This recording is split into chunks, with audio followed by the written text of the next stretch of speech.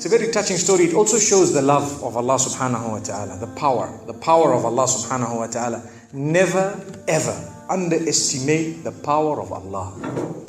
You know, there was a sheikh who mentioned this in Saudi Arabia, and there was a doctor that visited him from Pakistan and told him a story that happened to him. So he says, what happened to me? He says, the doctor who's speaking is a top neurologist, one of the top doctors in Pakistan, or, you know, a very, very good doctor, very hard to meet. It's said that perhaps you would have to wait months on end before you can get an appointment to see him. So what happened is, he says, I was flying from one city to another, a very busy man, flying quite often within the country and perhaps even outside. And he says, suddenly the clouds built up. Huge clouds, and the lightning started striking, and it started pouring, and there was lots of turbulence, and one of the engines was struck and it was damaged. So we had to land. And so what happened is, the landing was at a nearby little airport or a little strip and so on. And when they landed there, it was a remote area. How are you going to repair this aircraft? A few people who were on it, it was a small plane, they were, quite surprised because they landed it in such a remote place. No one's there to repair it. They would have to wait, definitely. So the doctor asks the captain or the pilot that, you know what, how long are you going to be? He says, no, we're going to be quite long. Well, I need to get to that area. Look, he says, it's just a 3-hour drive by vehicle. So why don't you just go by road? And you can go there and get there. He says, okay, good idea, because this is going to take long. So he decides to go on one of the try-shows, in Pakistan, one of the areas, wherever it was, and he jumped in. And as they started progressing, the clouds built again. And the lightning was striking, and the rain started pouring. And it was pouring so much that their vehicle could not move much more because of the mud and because of everything else. And so it was quite an open area with a bit of farmland. And after a while, they realized, look, we're not getting anywhere. There's a little house here. Why don't we just go there? We can read our salah. Perhaps we can, see, have a bit of a meal or whatever else.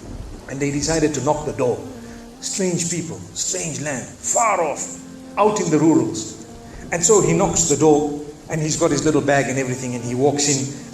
An old lady happened to answer the door after a while, and they spoke to her saying, look, this is what has happened, and we're going from so-and-so to so-and-so, and we just want a place, we want to read salah and so on. And she said, no problem, you can come in. She had a little musalla, a little sajjada, and she had a little baby on the side, or not a baby, but a child.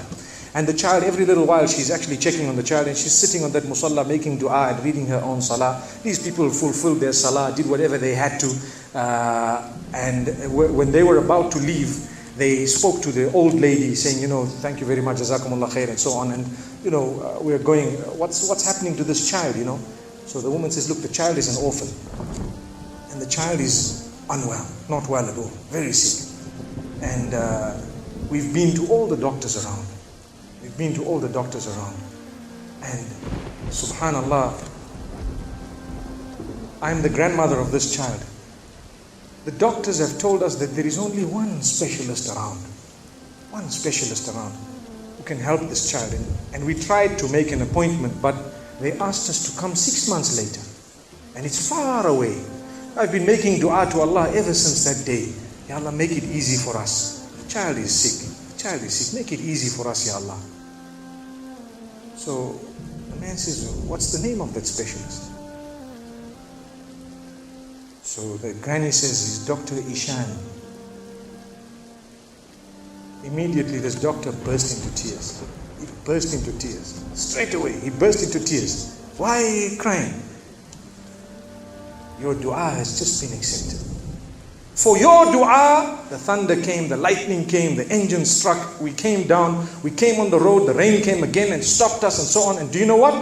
The rain only stopped after the question was asked. Now it happened. And now the woman starts crying. Subhanallah. And the doctor himself is telling the story, saying, that was me. It happened to me, he says.